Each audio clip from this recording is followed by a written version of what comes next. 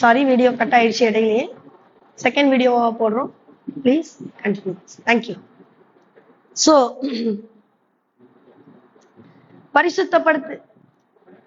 பரிசுத்தப்படுத்தினதுக்கு பிறகுதான் ஆண்டவர் மிகப்பெரிய வெற்றியை தருகிறார். ஆண்டவர் சொல்ற, நான் பரிசுத்தராயிருக்கிறது போல நீங்களும் பரிசுத்தராயிருக்கிறது. எவ்வளவு அருமையான வார்த்தையெல்லாம் சொல்றேன். இந்த வார்த்தையெல்லாம் நம்ம மனசுல நிரம்பி இருந்தாதான் அது உள்ளத்தின் நிறைவினால் வாய் பேசும். அடிக்கடி நான் என்ன சொல்லிப்பேன், இந்த வார்த்தை அடிக்கடி சொல்லுவேன், நான் பரிசுத்தராயிருக்கிறது போல நீங்களும் பரிசுத்தமாயிருங்கள். அப்ப ஆண்டவர்ட்ட நான் சிறு வயதுல இருந்து கேட்டது, அந்த பரிசுத்தத்தை எனக்கு கொடுங்கப்பா. அந்த நீர் என்ன பரிசுத்தத்தை எதிர்பார்க்கிறீரோ அந்த பரிசுத்தத்தை எனக்கு கொடுங்க. உம்முடைய சத்தம் கேட்கக்கூடிய பரிசுத்தத்தை எனக்கு கொடுங்க. உம்மை தரிசிக்கக்கூடிய பரிசுத்த இதயத்தை எனக்கு கொடுங்க. நான் சின்ன வயசுல, எனக்கு விவரம் தெரியாத வயசுல இருந்த இதான் ஆண்டவர்ட்ட கேட்டுட்டு இருக்கிறேன். நிறைய ஒரு பிரீஸ்ட் இப்படிதான் ஜெபிச்சுட்டு இருந்தார், மெசேஜ் கொடுத்துட்டு இருந்தார் ஒரு சர்ச்சில். நான் பரிசுத்தரா இருக்கிறது போல நீங்களும் பரிசுத்தராயிருங்கள். அப்ப எனக்கு 3 வயசுதான் இருக்கும். அப்போ ஆண்டவர் அதை சொன்னாரு, பரிசுத்தம் உள்ளவன் தேவனை தரிசிக்கிறான். இந்த வார்த்தை அர்த்தம் சொல்றாரு. அப்ப தேவனை தரிசிக்கலாமா? தேவனை தரிசிக்கலாம். யார் தரிசிக்க முடியும்? பரிசுத்த இருதயம் உள்ளவன். அப்ப அது என்ன பரிசுத்த இருதயம் எனக்கு தெரியாதப்போ, அப்ப நான் ஆண்டவர்ட்ட கேட்க ஆரம்பிச்சேன், அந்த இருதய பரிசுத்தத்தை எனக்கு கொடுங்கப்பா. உண்மை தரிசிக்க கூடிய பரிசுத்த இருதயம் கொடுங்க, கொடுங்க, கொடுங்க. நம்ம வேண்டறதுக்கு எத்தனை இருக்கு, நம்ம பேசுறதுக்கு எத்தனை விஷயங்கள் இருக்குது. ஆண்டவரோட பேசிட்டு இருக்கிறது புரியுதா? பரிசுத்த இருதயம் கொடுங்கப்பா. நான் 24 மணி நேரம் அவர்கிட்ட தான் கேட்கறது. நடக்கும் போதும், தூங்கும் போதும், சாப்பிட்டு இருக்கும் போதும் என் இருதயம், என் வாய் முணுமுணுத்துட்டே இருக்கும். என்ன தெரியுமா? இருதயத்தின் நிறைவினால் வாய் பேசும். இருதயத்துல நிறைவு இருக்குது. என்ன நிறைவு இருக்குது? பரிசுத்தம் உள்ளவன் தேவனை தரிசிப்பான் என்ற வார்த்தை. அந்த நிறைவில் ஆண்டவர்கிட்ட கேட்டுட்டு இருப்பேன், ஆண்டவரே உம்மை தரிசிக்கக்கூடிய பரிசுத்தமான இருதயத்தை கொடும். எலியா ஆசைப்பட்டார், உம்மை பார்க்கணும். ஃபோர்ஸ் பண்ணி கேட்கிறாரு. சரி எலியா, கண்ண மூடிக்க, இந்த சைடுல நான் கடக்கும் போது பாத்துக்கலாம். ஆண்டு பாருங்க, மனிதனுடைய ஆசைகளை தட்டவே இல்லை. அவன் ஆசைப்படுறத செய்யறார். ஆனா என்ன, எப்படிப்பட்ட ஆசை என்பதுதான் கொஸ்டின்.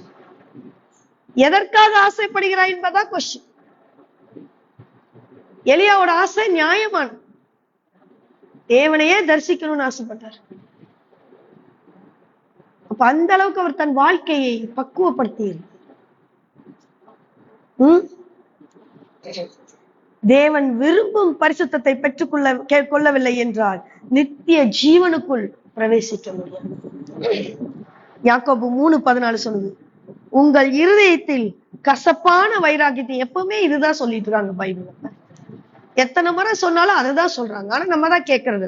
கசப்பான வைராக்கியத்தையும் விரோதத்தையும் வைத்தீர்களானால் நீங்கள் பெருமை பாராட்டாதீர்கள். சத்தியத்திற்கு விரோதமாய் பொய் சொல்லாதீர்கள். சத்தியத்திற்கு விரோதமா பொய் சொல்லக்கூடாது. நம்ம எவ்வளவு சூப்பரா பொய் சொல்றோம்.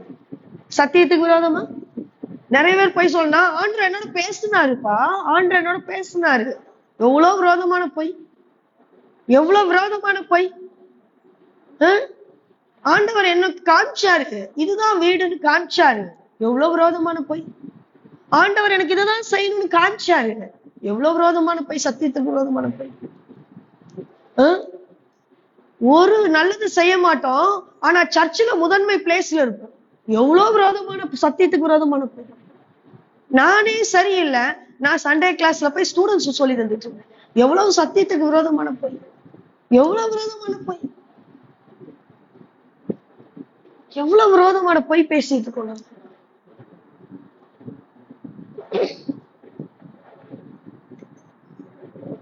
இருதயங்களையும் உள்ளிந்திரியங்களையும் சோதி தருகிற தேவன் உங்களை ஆசீர்வதிக்கவே முடியாது. உங்கள் இருதயங்கள் இவற்றால் நிறைந்திருந்தால் உங்களுக்காக யுத்தம் பண்ண முடியாது. பேதுரு எச்சரிக்கிறார். 1 பேதுரு 2:2 சொல்லப்பட்டிருக்கு, சகல துர்குணத்தையும் சகலவித கபடத்தையும் வஞ்சகங்களையும் பொறாமைகளையும் சகலவித புறங்கூறுதலையும் ஒழிச்சிட்டு வாங்குங்கிறான். இதெல்லாம் ஒழிக்கணும். புறங்கூறுறது, அவன்கிட்ட ஒண்ணு பேசிட்டு அங்க இருந்து இங்க வந்து இவன்கிட்ட பேசுறது, இவன்கிட்ட ஒண்ணு பேசிட்டு இங்க இருந்து அங்க ஒண்ணு போய் பேசுறது. உன்னை நம்பிதானே சொன்னான்.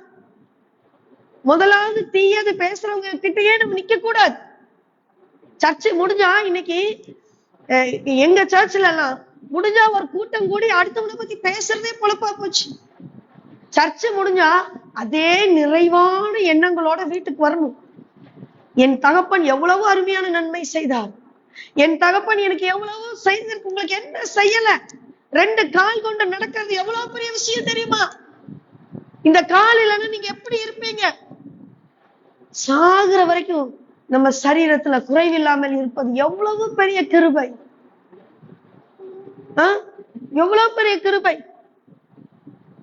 கண்ணுல ரெட்டினா பிரச்சனை நம்ம எவ்வளவு வருத்தப்படுறோம். வயசான எல்லாத்துக்கும் வரக்கூடிய ஒரு சாதாரண விஷயம் தான் இது. எல்லாத்துக்கும் வரும் இந்த ரெட்டினா ப்ராப்ளம். நான் ஏன்னா எங்க குடும்பத்துல எல்லாத்துக்கும் நான் கூட்டிட்டு போகும்போது டாக்டர் சொல்ற விஷயம் அதான், வயசாயிட்டேன் ஏதோ ரெட்டினால இதாயிடுச்சு அப்படின்னு என்ன சொல்லுவோம், கண் இது பண்ணுங்களா, அது என்னது, கேட்ராக்ட். எல்லாத்துக்கும் வர்றதுதான். அதுக்கே நம்ம எவ்வளவு துடிக்கிறோம். வயசான எல்லாத்துக்கும் வரக்கூடிய ஒரு விஷயம் தான், ஆனா துடிக்கிறோம்ல.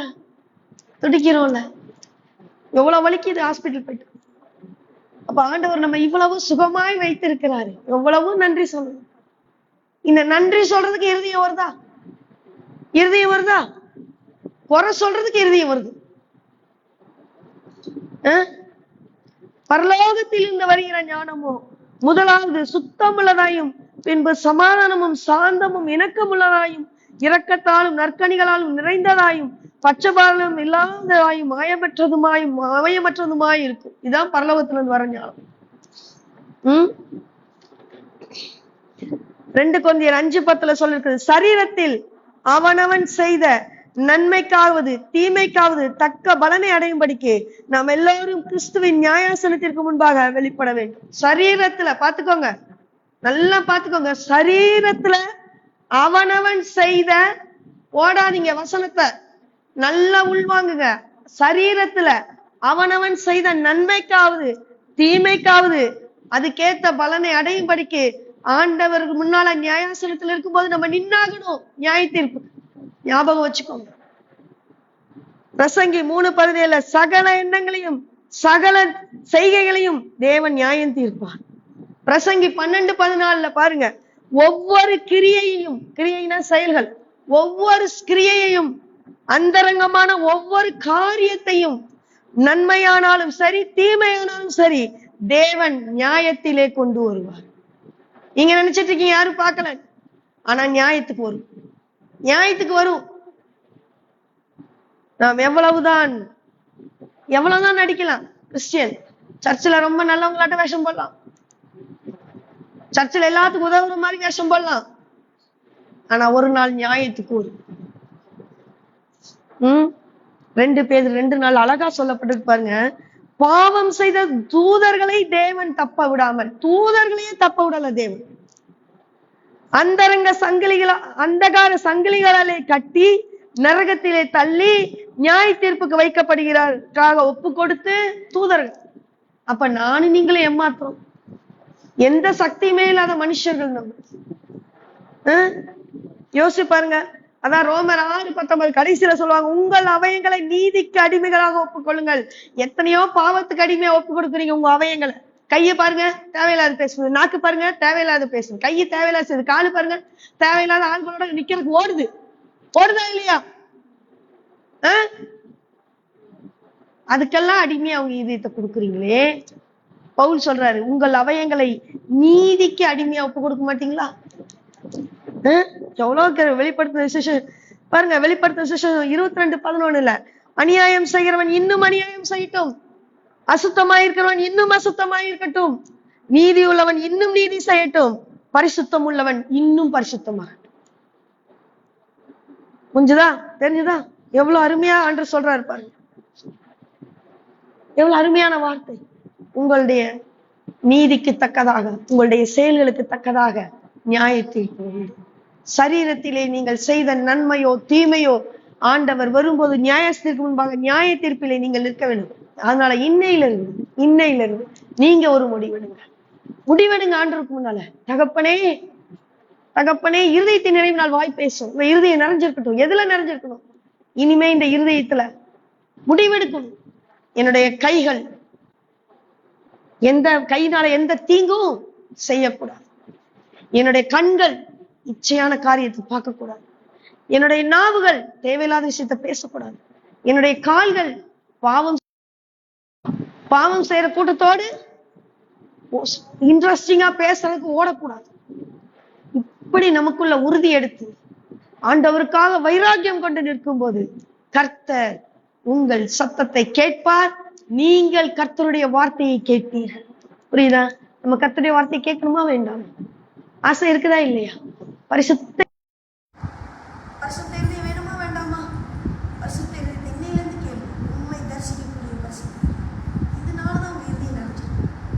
அப்ப பரிசுத்த இறுதியை நீங்க கேட்கும்போது அதுக்குள்ள எல்லாம் கெட்ட எண்ணங்கள் போயிடும். நீங்க அப்படியே ஆண்டுடைய பிள்ளையாவே மாறி நீங்க ஆண்டு பிள்ளைய தோல்மையே போட்டு ஜெபம் செய்வோம். தகப்பனே, அவனவன் தன் சொந்த சரீரத்திலே செய்த நன்மைக்காவது தீமையானாது உம்முடைய நியாயத்தின் தீர்ப்புக்கு முன்பாக அவன் நிற்க வேண்டும். இதை உணராதே போகிறான் மனிதன். அவனுடைய இறுதி உம்முடைய வார்த்தைகளால் நிரம்பி இருக்கிறதில்லை. ஒரு மனிதனை படைத்ததற்காய் நீர் மனஸ்தாபப்படுகிறீர் அப்பா. தகப்பனே, நீர் வானத்தை காலை இறக்கி பூமியை பார்க்கும்போது ஒரு மனிதனும் இல்லை என்று முறையிட்டீர்கள். இதோ இங்கே இத்தனை உள்ளங்கள் இருக்கு. உம்மை நோக்கி மன்றாடுகிறோம். எங்கள் இருதயத்தை உம்முடைய வார்த்தைகளால் நிரப்பும். எங்களுடைய கால்களுக்கு அந்த வார்த்தைகள் தீபமாய் இருந்து வழிகாட்டும். உம்முடைய வார்த்தையின்படி நாங்கள் கேட்க, அதன்படி நடக்க. அருமையானவர்களே, எனக்கு அருமையானவர்கள், go to YouTube Unshackled Ministry subscribe பண்ணுங்க, ஷேர் பண்ணுங்க, லைக் பண்ணுங்க. கண்டிப்பா கர்த்தருடைய வார்த்தையை ஷேர் பண்ணுங்க. Praise God. தேங்க்யூ.